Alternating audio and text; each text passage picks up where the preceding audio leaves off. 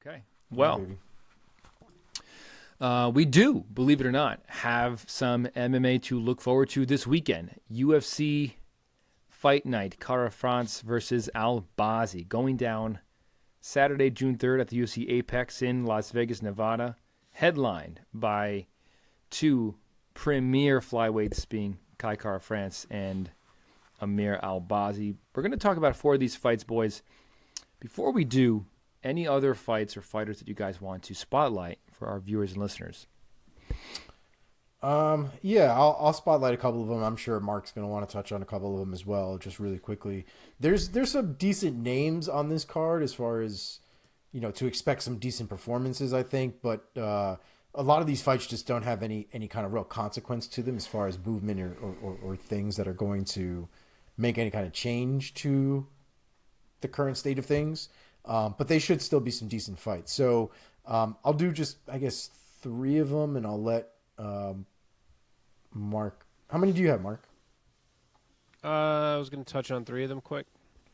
So I'll touch on two of them. That way Mark can probably get one of them. That way, just in case we overlap, he gets one. So the two that I really have are going to be Philippe Lins versus Maxime Grishin.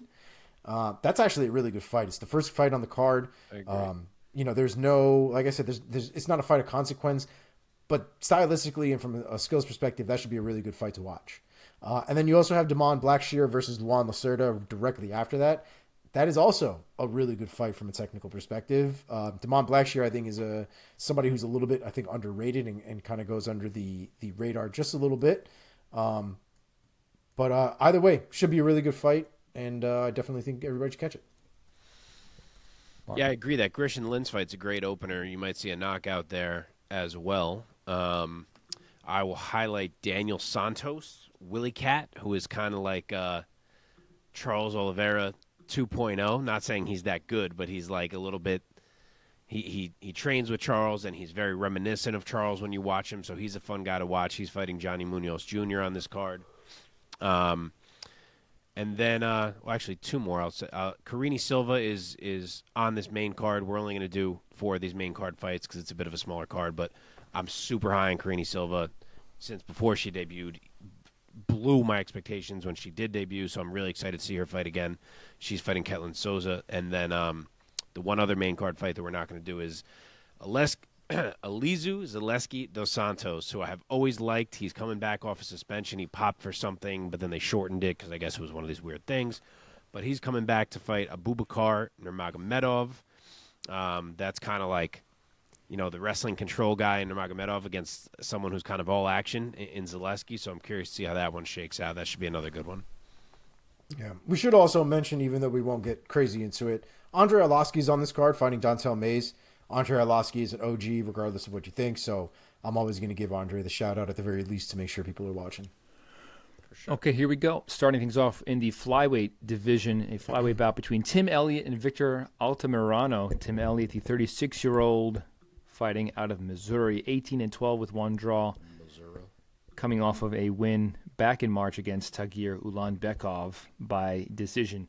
He will be standing across from Victor Altamirano, El Magnifico, fighting out of Fort Worth, Texas, 12-2 as a pro, 32 years old, riding back-to-back UFC wins over Daniel De Silva and Vinicius Salvador. Mark, start us off. Give us your take and your pick for Elliott versus Altamirano. Okay, nice to be previewing fights again. Tim Elliott is a bit of a favorite at minus 180. Altamirano is plus 145 as the underdog. There's a 3.5-inch reach on the Altamirano side. He's the younger fighter. Only by 4 years, though. It kind of feels like it should be by more than that. But I just don't know if I've seen enough of a threat in a single area from Altamirano to pick him over Tim Elliott, because his thing is kind of that he's very well-rounded. But Tim Elliott's very well-rounded and has shown that time and time again. I know he's got a lot going on in his personal life right now, in his marriage, which definitely seems like it sucks. I don't know where his head is at exactly. I didn't even want to blast him out. I didn't even want to blast him out on the MMA sphere. I didn't even want to do it to him because yeah, it's a shitty spot for sure. Yeah. If you don't know, his wife cheated on him with another fighter. But dude, it was his coach. Yeah, correct. It's fucking crazy, bro. All right, we'll tell that it's Kevin Kroom, another UFC fighter. I don't know if he's even still in the UFC at this point. No, he's bare knuckle now. Okay. So because of that, I don't know that I want to say go ahead and risk money on Tim Elliott just because I don't know exactly where his head is at. But as far as a pick, I will take him. I think he can out-wrestle and out-scramble a guy in Altamirano who's also good in that department, but I just trust Elliott more. I think he can out-awkward him enough in the striking, and I think he'll take the card. So I'll say Elliott UD. Omar, go. Fast-ish. Yeah, man. I want to believe in Altamirano, but the reality is I don't really, just like Mark, I haven't really seen anything from him that makes me think that he can beat Tim Elliott in a specific area. Tim Elliott has shown his vulnerabilities in certain spots, but the reality is Tim Elliott tends to lose to some of the really good guys. And I just don't think that Altamirano is at that level yet. If he proves us wrong, then he proves us wrong, but there's no way that I can go in that direction with the information that I have. So I'm going to go with Tim Elliott here by unanimous decision. We are unanimous. I also will take Tim Elliott by a UD. I think he's just a more tested veteran, and I like his well-rounded skill set. I'm going to take him by a UD. Let's go on to the lightweight division, a bout between Jim Miller and Jared Gordon. So we have Jim Miller at A10, fighting out of Sparta, New Jersey. Really needs no introduction to MMA diehards and purists out there. He is 35-17 as a pro. Add one no contest to that. Of his 35 wins, 19 have come by way of submission. Looking to get back in the win column after losing in a decision to Alexander Hernandez back in February. He will be standing across from Jared Flash Gordon, the 34-year-old out of Queens, New York, 19-6 and one no contest.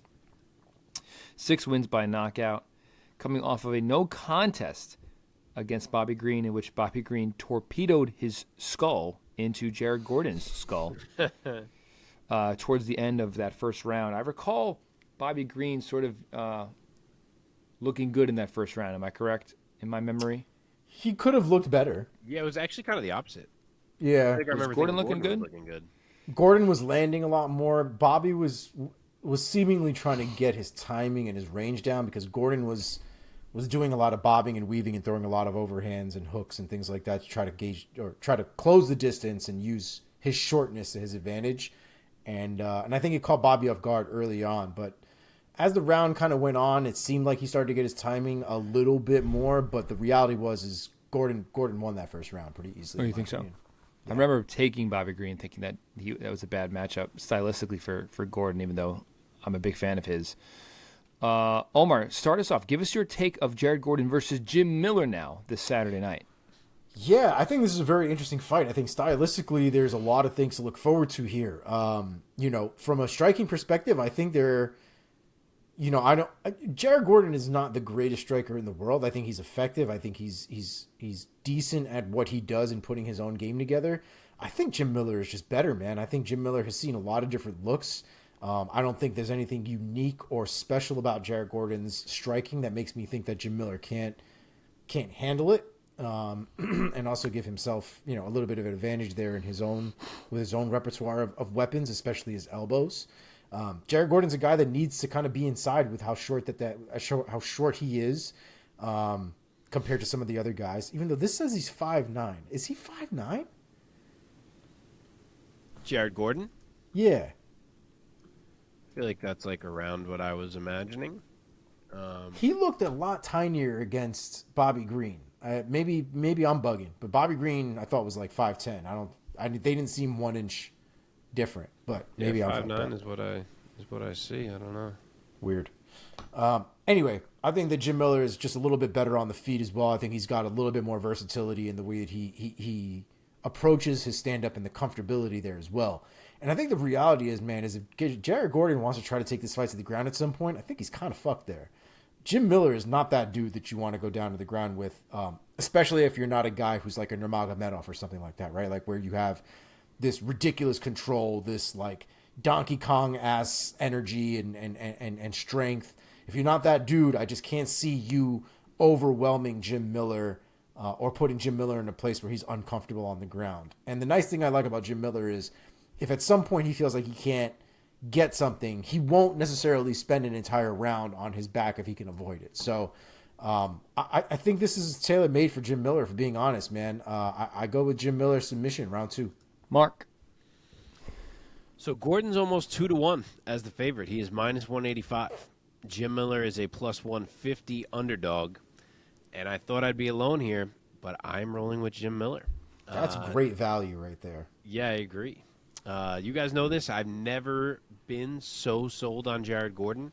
I do think he's solid, but I've always felt like he's just that, a solid fighter who doesn't have what it takes to truly break through. I've always felt like when he gets an opponent who offers significant resistance, that he can struggle. And Jim Miller, as long in the tooth as he may be, is going to offer some fucking resistance because that's what Jim Miller does. He's almost 40 years old, and it doesn't matter. He still brings it every fight. He just brought it in his last fight in a scrap with Alexander Hernandez. Yes, it was a loss, but I didn't see anything there to make me think he can't hang with Jared Gordon. He had won 3 in a row prior to that. I know it's against a little bit of a lower level of competition than what Gordon has been fighting as of late. But I'm going with Jim Miller, man. I think he's the man in this fight who carries the danger, and I don't think Gordon's striking or grappling is good enough to pull away from Jim Miller enough to make that danger not matter. I think the bigger moments and bigger damage will come from Miller, and I think he scrapes out a competitive 29-28. I wouldn't be surprised if we see holes in Jared Gordon's head by the end of this fight. I'm going with Jared Gordon. I think. What's the spread again? What are the odds? Are they close? Minus 185, Jared Gordon, plus 150, Jim Miller. Okay. So odds-wise, those are not like super far apart, right? No, it's like it's not a pick 'em. Favorite and fair underdog. It's not super close or super wide. 2-1 against Matt Brown. Against Jim Miller seems wild, but that is just me. Yeah. I think this is a great fight stylistically. I think both guys are scrappers for sure. There's a little danger for Jared Gordon because Jim Miller, I think, is a bit more of an active fighter and a scrappier fighter, we could say. I think Jared Gordon is in the middle of a moment in his career. He had a nice 3-fight win streak. Then he got choked out by, Grant Dawson. Then he beat Leandro Santos. He beat Paddy Pimblett and then got fucking robbed on the scorecards. I know both of you guys saw that for Paddy, right? Miraculously. I just didn't see it as a robbery. That fight was just fucking robbery. I'm sorry. That third round was stupid on both of their parts. No, it's okay. It was a fucking dumb third round. Yeah, I saw it that way too. Not necessarily for Paddy. I saw it as 1-1 with the third round that was bullshit. Yeah. Okay. Anyway, and then he got headbutted by Bobby Green. So he might have been on another 3-fight win streak right now. We could have been saying that Jared Gordon has won his last 6 of his last 7, but that's not the place we find ourselves in. That being said, I think he rights the ship over Jim Miller in a very tough competitive fight, and I will take Jared Gordon by UD. Okay, co-main event, featherweight bout between Alex Caceres and Daniel Pineda. Caceres, Bruce Lee Roy, a favorite of many longtime tough watchers, tough viewers. 20-13 with 1 no contest, 7 subs. He's 34 years old, fighting out of Miami, Florida, coming off a win against Julian Erosa back in December by TKO. Standing across from Daniel the Pit Pineda, the 37-year-old fighting out of Houston, Texas, 28-14 with 3 no contests. Jesus, so many no contests for this guy. Also coming off a win against Tucker Lutz back in March. Mark, start us off. Give us your take and your pick. So really quick before you go into it, just to give you some context, his 2 no contests are to Mavlid Hayabulev and Jeremy Kennedy, also in PFL, by the way. Yeah, it's when he popped. Yeah. It's when he popped for a banned substance. I was just making the point that still PFL. Yeah. Yeah. But yeah, he somehow went through 2 fights. Oh, because was it a... How did this happen? They're on the same card. It was like a tournament night, and he beat them both, and then he popped, so they both became no contests. I didn't know PFL was doing multiple fights a night. back at that time, yeah. Holy shit. Okay. Well, yeah, so he popped for both of those fights, obviously, for the same substance. And then the last one was an eye poke that he did to, or that Andre Fili poked Pineda in the eye. Right. And so that fight was called no contest. So, sorry. Just wanted to give context there. No, all good. So did you say me?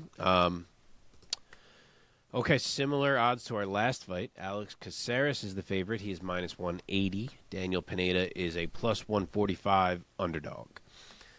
3 inches of height and 3.5 inches of reach on the Caceres side. He's certainly the longer fighter. He's definitely the more proven fighter, at least in terms of in the UFC. But I'm pretty torn on this fight. And honestly, if it wasn't for that Andre Fili fight where Pineda kind of got worked, I think I'd be taking him confidently here, but that fight does give me pause because he really got stuck on the outside of Fili's punches and couldn't really track Fili down, and I could see Caceres somewhat replicate that here. He is bigger. He's longer. He's becoming better and more dangerous in his range striking all the time, as we've seen recently. But I still kind of feel like Pineda may not respect Caceres' power, which, again, it could be a mistake. We saw what Caceres just did to Julian Erosa, which was fucking beautiful. But I kind of think Pineda is just going to try to crash through range and turn this into a brawl with Alex Caceres. And from there, Caceres could certainly go to the grappling and try to hunt for a sub. He's slick as hell there, as we all know. But Pineda's no slouch there either, and he's the much more powerful athlete, I would say. So I'm actually going to roll with him here. I think there may be some hairy spots. I would be 0% surprised if Pineda got finished, but I'm going to say he wins 2 of these rounds pretty clearly. And he's never won a decision in his life, but Caceres is also really hard to finish himself, so I'm going to say 29-28 Pineda as my pick here. I'll go with back-to-back underdogs. Omar. I'll be honest, man. Kind of in the same boat. Wow. Yeah, I love Alex Caceres. I had a hard time with this one because I wanted to look and kind of think about where their avenues of success would really be. And just like Mark said, Alex Caceres could definitely strike with Daniel Pineda, but I don't think he's ever going to put him in a position where he'll be finished, right? Pineda is a very tough dude. I think Julian Erosa got caught with something he didn't even see. And while that could obviously still happen, I just think that Pineda might be a little bit too slick for that in that realm. When it comes to the ground game, I think the ground game is what's going to work to his detriment, because as good as Alex Caceres is on the ground, we know that he is also vulnerable on the ground as well. The real problem is I don't think he's afraid to go to the ground with anybody, and that is going to be for better or worse. So if it does go down to the ground, I have a feeling Daniel Pineda is going to be able to put something together down there because he is very slick. I would even argue he might be just a smidge slicker than Alex Caceres is. And I think Alex Caceres might be a little bit too inclined to play down there with him if it goes down there, and I think it will. So I'm going to go with Pineda by second round submission. I completely agree. We are unanimous on the dog this time. And this is a tough matchup for Bruce Leroy. There's too much firepower coming from Pineda. I think Pineda gets him out of there in the third. Wow. Boom. I'll say Poor another Caceres, sub. man. Love Caceres. I know, man. Me too. Still wild to me that Pineda has never won a decision. It has to happen at some point. Yeah, right. Okay, main event time. Kai Kara France taking on Amir Albazi. A big-time flyweight bout. Kai Kara France, Don't Blink, by the way, is his nickname. 30 years old, fighting out of Auckland, New Zealand. 24-10 with 1 no contest. 11 knockouts, 3 subs added to that. Looking to get back in the win column after losing to Brandon Moreno back in July of 2022. Standing across from Amir, the Prince Albazi, fighting out of Baghdad, Iraq. The 29-year-old he is. 16-1 as a pro with 9 subs. Add 5 knockouts to that. He is on a 5-fight win streak as a professional, 4-0 in the UFC. Most recently knocking out Alessandro Costa back in December. Mark, lead us off one more time. Give us your take and your pick. All right. We have a dead pick'em for the main event. Both guys are minus 110. Wow. Pretty much the same size. Albazi's 1 inch taller. He has a 1.5 inch reach advantage. And he has looked legitimately fantastic through 4 fights in the UFC. He has looked good everywhere the fight goes. He's got a clear decision win. He's got a knockout win. He's got 2 sub wins. He's been great. But the level of competition has not been Kai Kara-France, and Kai Kara-France is very good and arguably still getting better. So it's hard for me to pull the trigger on Albazi as good as he has looked. It's another one of these bookings where it's like a guy kind of skipped a step. I wish I could have seen him against someone who's a little more in between who he has fought and Kara-France. But as well-rounded as he is, Kai is a guy who went strike for strike with Brandon Moreno and who stuffed the takedowns of Askar Askarov. I don't think Amir Albazi is that good that he could succeed where those guys could not. Maybe he is, and we're going to learn that. But I think beating Kai at this point is a very big ask, and I'm going to say Kai turns him back. Plus, Kai will be pressuring. He always is, which will be an adjustment for Albazi because he's usually the one doing the pressuring. So we'll see how he reacts to that or if he can force Kai to be the one backing up. But it's 5 rounds. Kai has time to work. It's very hard to get Kai out of there. He'll have time to get comfortable, to get his timing down, and I think he can eventually catch Amir Albazi. So I will say a 4th round TKO for Kai Kara-France. Wow. Omar.